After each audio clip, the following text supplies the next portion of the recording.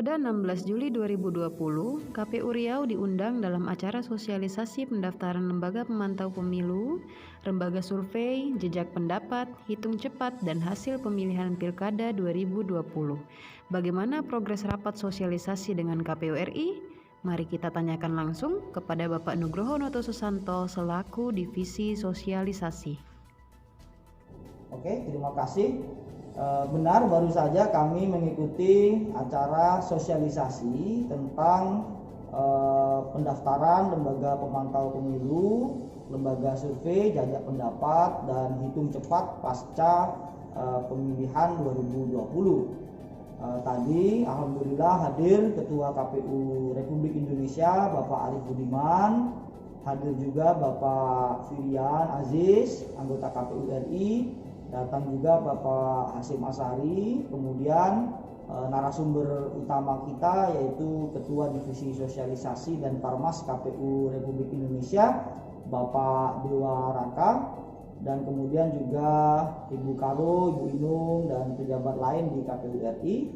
Kemudian hadir juga seluruh KPU provinsi yang diundang oleh KPU RI dan Riau. Alhamdulillah tadi komplit. Ada Ketua KPU Provinsi Riau, saya anggota KPU Provinsi Riau Divisi Sosialisasi, dan Kasubag yang juga PLT Kabag dari divisi kami, Divisi Teknis dan Humas, Bapak Nilson.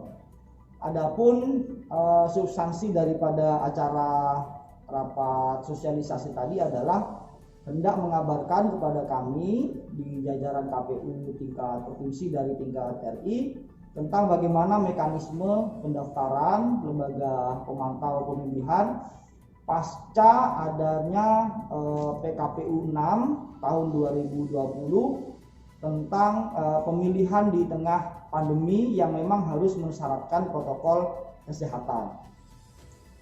Secara umum tadi pemaparannya berisi soal bagaimana syarat-syaratnya, prosedurnya, mekanismenya, kode etiknya, dan seterusnya yang kemudian tadi diungkap dalam rapat sosialisasi. Saya kira itu. Baik, apa saja syarat, tugas, dan kewajiban lembaga pemantau pemilihan, Pak?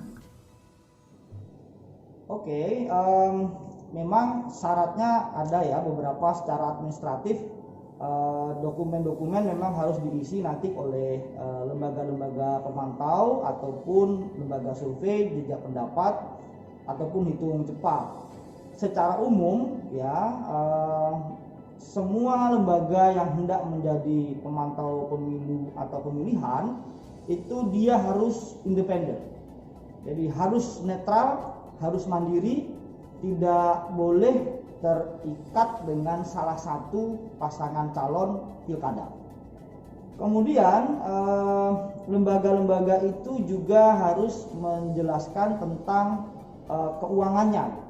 Artinya dia lembaga-lembaga itu juga harus memiliki sumber keuangan yang jelas karena representasi kemandirian begitu kira-kira.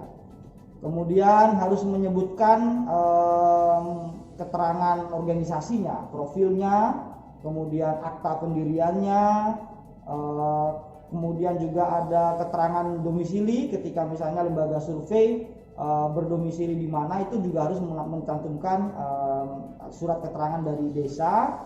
Kemudian dia juga harus melaporkan kepada KPU yang setingkat begitu. Kalau dia mendaftar di kabupaten nanti itu KPU kabupaten, kalau dia mendaftar di tingkat provinsi untuk konteks pilkada gubernur maka dia juga akan melapor ke gubernur. Tapi kalau dia pemantau asing nanti dia akan berkoordinasi dengan KPU Republik Indonesia. Nah, secara umum syarat-syaratnya seperti itu. Nanti secara lebih detail kepada calon lembaga pemantau, lembaga survei, jajak pendapat, dan hitung cepat, silakan cek website daripada KPU apakah di tingkat kabupaten, kota, provinsi yang sedang akan melaksanakan pemilihan, atau datang langsung ke alamat KPU kabupaten, kota, dan provinsi yang ada di Indonesia. Nah, kebetulan secara khusus karena di Riau ini ada 9 daerah, dan tidak ada pilkada gubernur, maka bagi lembaga pemantau yang ingin mendaftar silahkan datang ke kantor KPU yang di 9 daerah itu atau kunjungi alamat websitenya. Kami dari KPU Provinsi sangat dengan senang hati melayani Bapak Ibu jika memang hendak berkonsultasi kepada kami. Saya kira itu. Baik, terima kasih Pak Nugroho Noto Susanto. Selamat siang.